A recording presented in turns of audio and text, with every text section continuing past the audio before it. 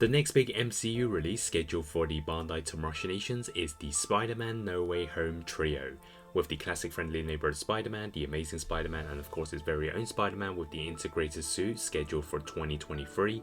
Let's recap all the Bandai releases they have given us over the years for the web slinger if you're looking to begin or complete your collection display. Of course, other companies like the Hasbro Marvel Legends have a lot more characters, like the recent 2-pack release of Peter and Ned, MJ, the villains Vulture and Mysterio. The SH Figuarts line only consists of the web slinger releases. So let's discuss them by the movie, starting off with Homecoming. So they gave us his original suit from his first appearance in Captain America Civil War.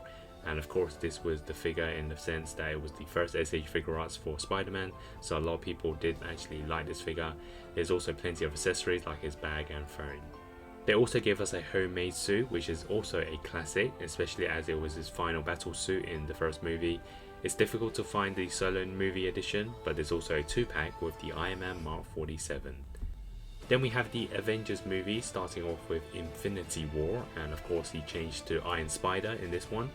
And this is a good figure overall, although the matte finish on the suit isn't quite accurate.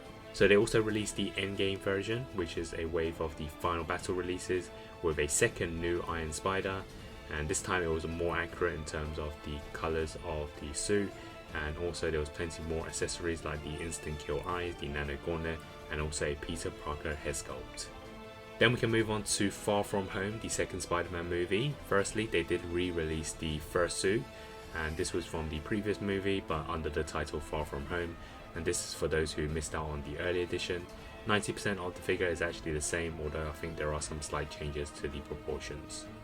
Then of course we got his main suit in the movie, the upgraded suit, so this was heavily inspired from the comics with his first appearance from the black and red colours, and this was also mostly in the movie, so this is one of the main ones you need to collect.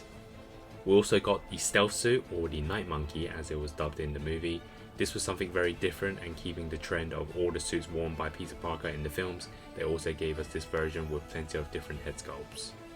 Then we got the No Way Home line, and starting off with the integrated suit, and this I believe was made before the film got released as the arm guards are not accurate. It's also the cheapest figure released for the Spider-Man SH Figuarts by retail, as it was a basic version with limited accessories. They also gave us the alternative suits with the black and gold suit edition.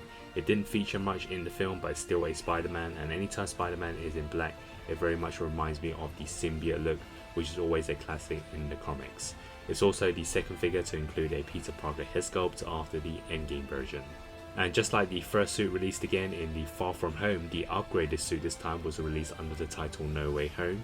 It did appear in the movie, so technically it is part of this movie line, but again it's more for those who missed out on the Far From Home edition. And to round off the No Way Home releases, we have another suit that featured in the movie, and that is the Iron Spider. This is the third one released from SH Figuarts, following the Infinity War and Endgame versions, but of course there are some slight changes to the paint, but in my opinion this isn't a one that you have to pick up, especially if you have the Endgame one, as that had a lot more accessories. So this is nothing really extra, it's just one that you can pick up if you don't have the previous ones.